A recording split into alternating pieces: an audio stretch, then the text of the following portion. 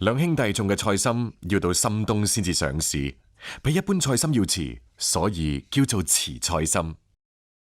但係睇住老氣嘅菜心又好清甜，係老廣冬天裏邊最中意嘅時令菜之一。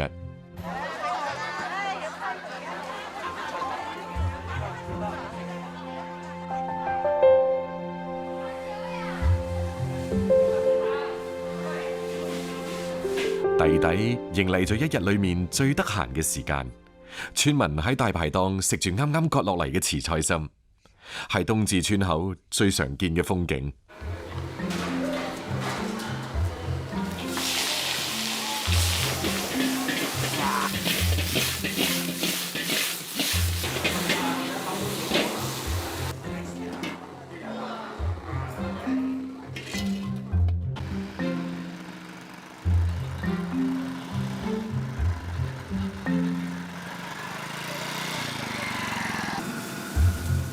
本地人最鍾愛嘅家常做法就係鹽水菜心，攞成條菜心灼熟即起，為嘅就係呢啖原味。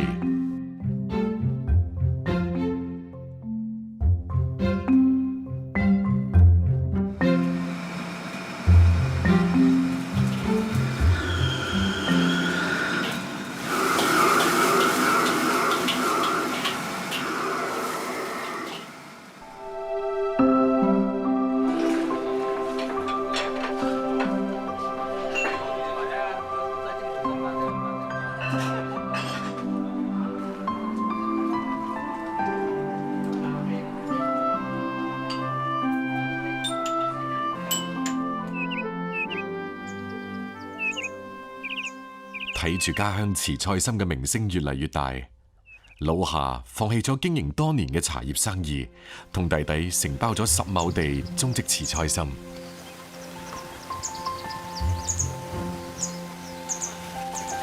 係咯，今年啲菜好大棵啊！係喎，棵棵都有1米到啊！小樓嘅地理位置咧喺北回歸線上，晝夜嘅溫差咧就比較大，所以種出嚟嘅菜心咧比較甜，比較腍。好甜啊！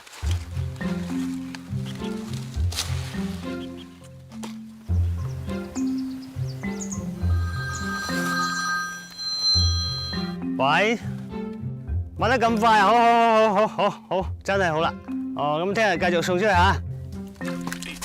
今日嘅菜心比琴日賣多咗1000斤，呢個令到哥哥好意外。兩兄弟半年嘅辛勞喺1月份獲得咗回報。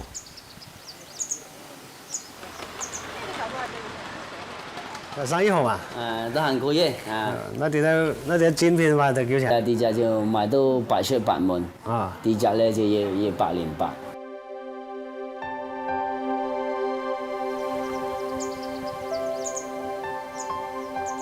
價格飛漲嘅秘密同呢條2008年修建嘅綠道有關。外地遊客蜂擁而至，好口味令到普通農產品變身為高附加值嘅旅遊產品。風險都仲好大㗎，因為如果一回暖天嘅時候，天氣一熱嗰時候咧，佢啲菜心飆得特別快，個產量特別高嘅，咁跟住造成嗰個滯銷啊。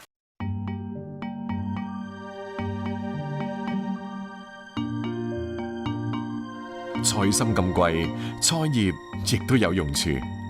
趁住難得有個晴天，老夏即刻叫鄰居出嚟幫手，做起咗本地特有嘅葉菜鹹菜。哦，係。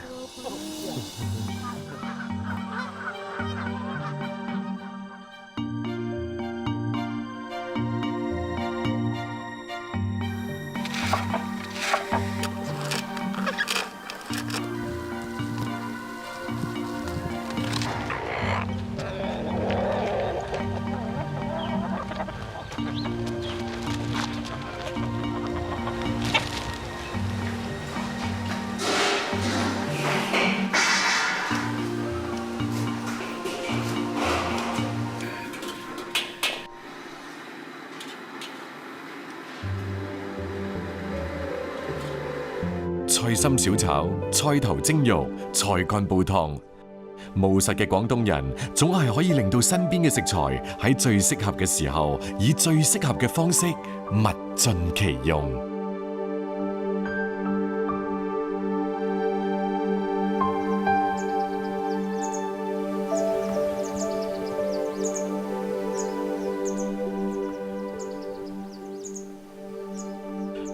花開無冷日。作為廣州市花，老廣都知道木棉花開，春天嚟臨。飲食上應該以去濕健脾、溫補為主。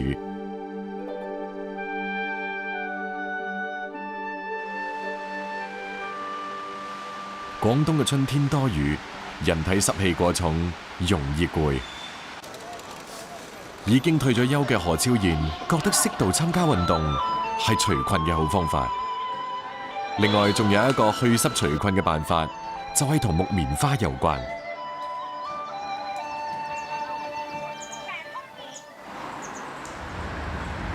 濕熱嘅廣東亦都盛產治濕熱嘅食材。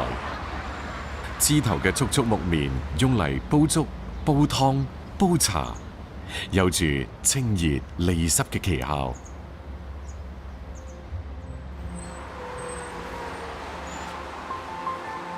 賢姨好中意煲湯，佢中意揾嘅同木棉花匹配嘅湯藥，究竟係乜嘢呢？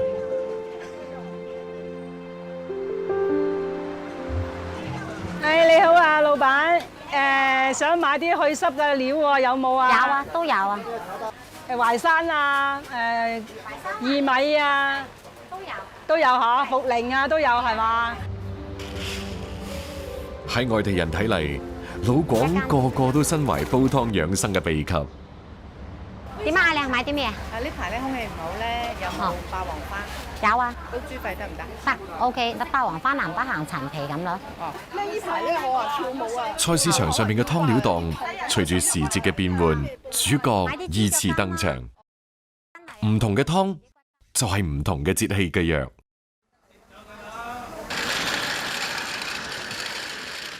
賢姨執嘅木棉花點樣去濕？秘密同樣喺湯水裏面。而家春天啊，廣州咧就係咁樣噶啦，潮濕天氣，想瞓覺啦，又攰啦，所以咧就要煲啲木棉花湯咯，俾啲鹽水浸下。白芍、茯苓、赤小豆、扁豆、白術係去濕湯嘅最佳拍檔。賢姨遵循住每人一朵花嘅食療用量。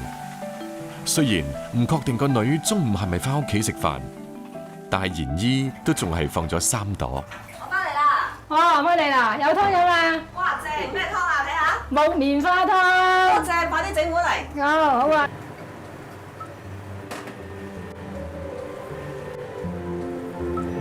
你今晚去完深圳翻嚟都可以再飲噶。正啊！你留翻碗俾我啊！係啊係啊。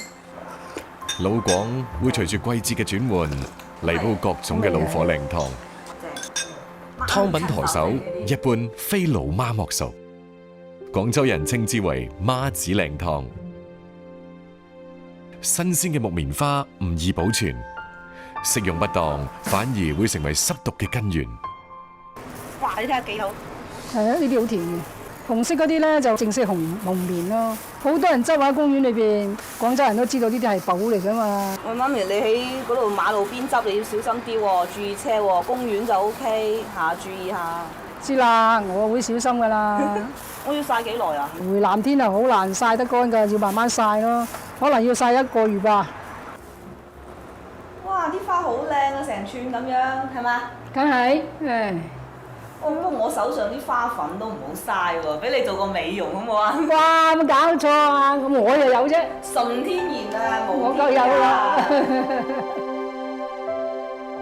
木棉花晾曬風乾之後，春季搭配扁豆、薏米、淮山，保健腸胃；夏季加金銀花同菊花煲水飲，又可以解暑。春食花，秋食菌。老廣州人中意用霸王花、木棉花煲湯，詩意嘅花味亦容納喺咗老廣嘅食譜裏面。廣東人既致力於節令嘅食材，亦致力食材嘅豐富。湛江徐聞，中國大陸最南端嘅濕熱海風、丘陵紅土地，催生咗全國1/3嘅菠蘿產量。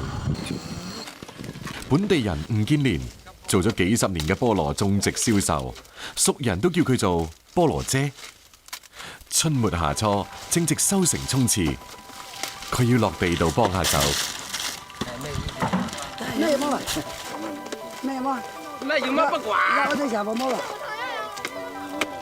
嚇？等呢兩成。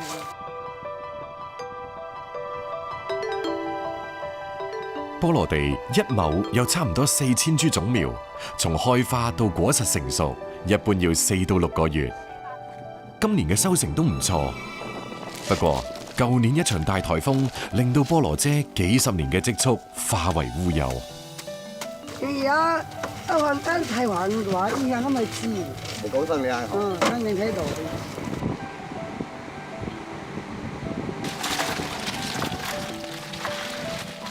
生活總要繼續，喺菠蘿姐睇嚟，家鄉嘅菠蘿就係最美味嘅。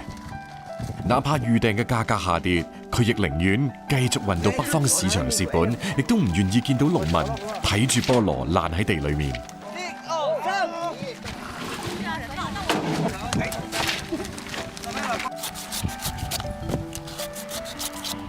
雖然講從細食菠蘿大，但係菠蘿姐每次勞作之後，都依然會削翻幾個脆口多汁嘅菠蘿清熱解暑，而抵禦大片菠蘿地吹嚟嘅海洋混合火山石紅土地嘅熱帶氣息。就現在最好熟的時候，3、4、5月份，現在是最甜，又香又甜，聞到都想吃，看到也想吃，好甜哦！我每一天都要數幾個。1個鐘頭之後，呢啲仲夾雜住果農汗水嘅菠蘿，將會運輸到佢舊年籌建嘅交易市場。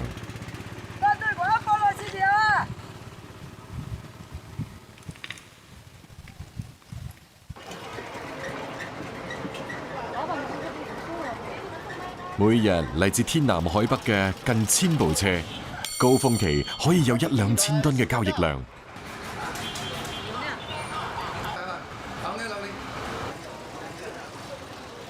因為呢啲車唔會再開到菠蘿地嗰度收購，鄉間道上恢復咗難得嘅寧靜。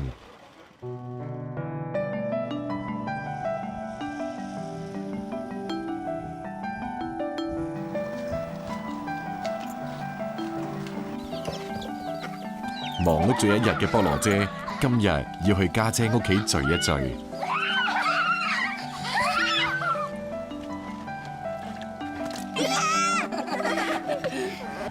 45歲嘅菠蘿姐有2個仔2個女，3個大學畢業之後各奔前程，最細嘅仔留喺咗身邊。只要個仔返嚟，菠蘿姐都會盡量親自下廚。今日當季嘅菠蘿毫無意外會成為同任何肉類搭配嘅主角。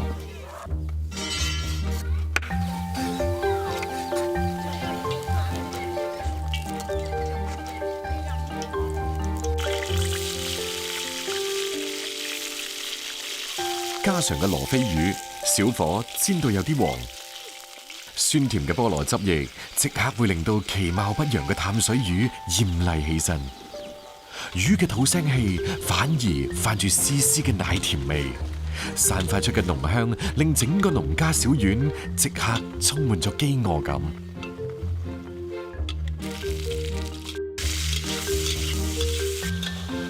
專注於烹飪嘅菠蘿姐亦拋開生意，難得放鬆落嚟。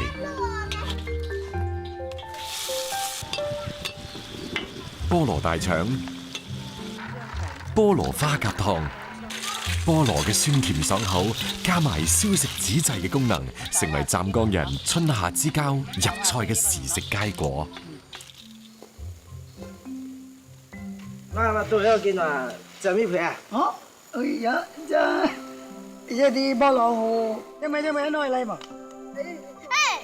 海邊嘅夜晚嚟得特別早，6點啱啱過就要摸黑食飯。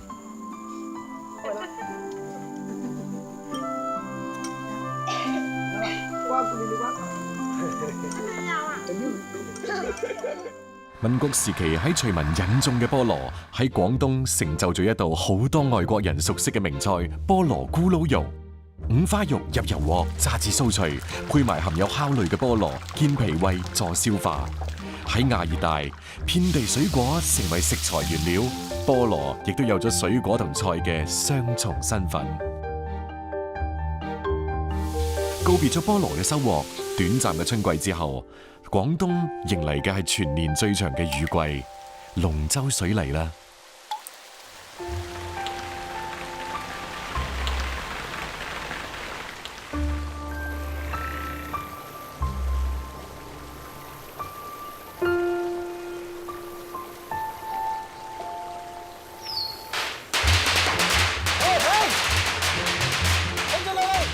端午前夕，龍舟教練葉仲明正喺度指揮住將埋喺河涌裏面近1年嘅龍舟起上嚟。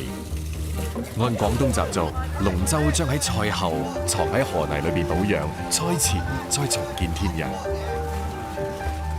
42米嘅龍舟經過清淤、修補、上漆之後，將會完成競速。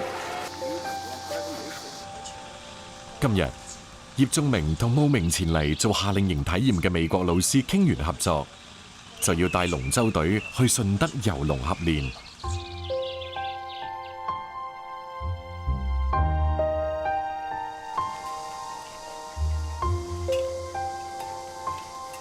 太太楊秋明一早就準備好咗龍舟飯嘅材料。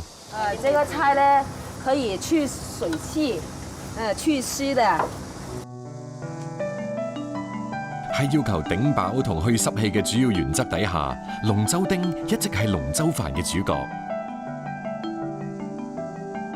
主料肥肉丁炸出分油，配搭素菜翻炒，溝埋脂肪溶解嘅濃香，素菜好似從地裏面摘落嚟一樣清脆欲滴，鮮而不寡。5歲嘅泳彤唔中意爸爸划龍舟，因為一到端午節就會少咗好多陪伴。有時嗰啲真係要解入有聲先可以練到咁喎。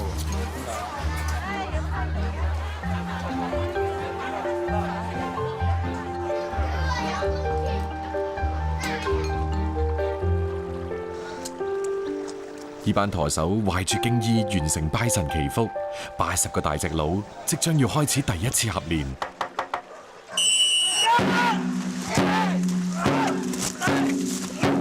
廣東人將划龍舟叫爬龍船，爬嘅力度同節奏決定住速度。有80人，80個槳划下去要整齊、統一才傳統才可以爬得快。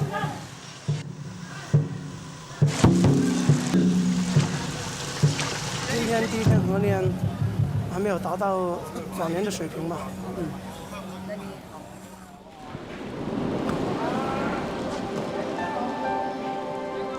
農曆5月初1係正式比賽嘅日子，天啱啱光，葉仲明就開始忙啦。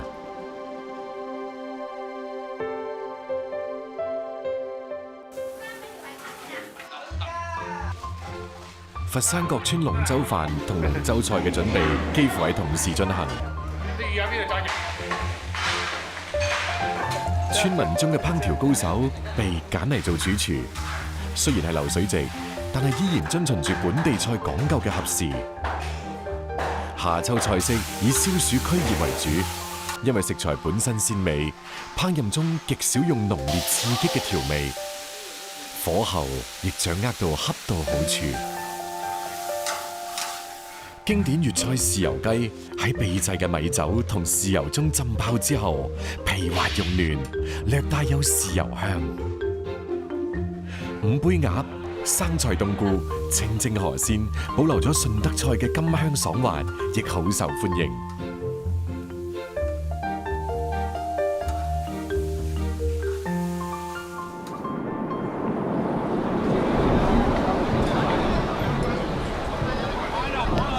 清末民初，端午節嘅珠江水域就開始咗龍舟賽。今日30隻廣佛龍舟強隊同江競渡，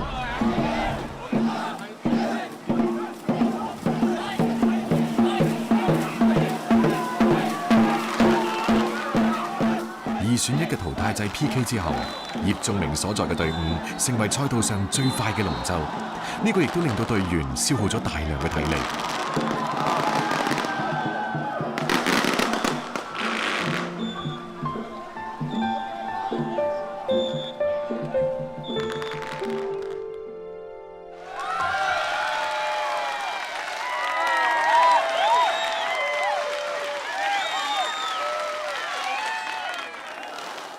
食龍舟飯咧，就從清末民初已經係，我哋一直都維持呢個傳統習慣。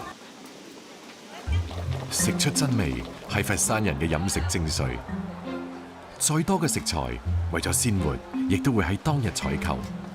海鮮更加係提前2個鐘頭運到，上菜前20分鐘起蒸。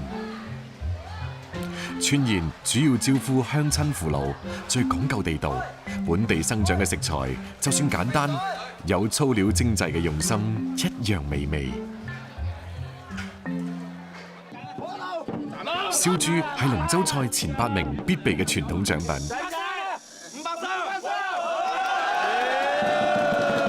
講意頭嘅廣東人，往往會喺川宴後競投燒豬帶返屋企，希望仔女好似龍一樣威猛矯健。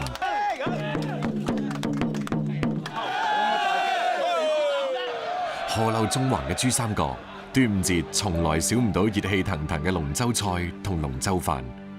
各村菜式唔同，但熱鬧一致。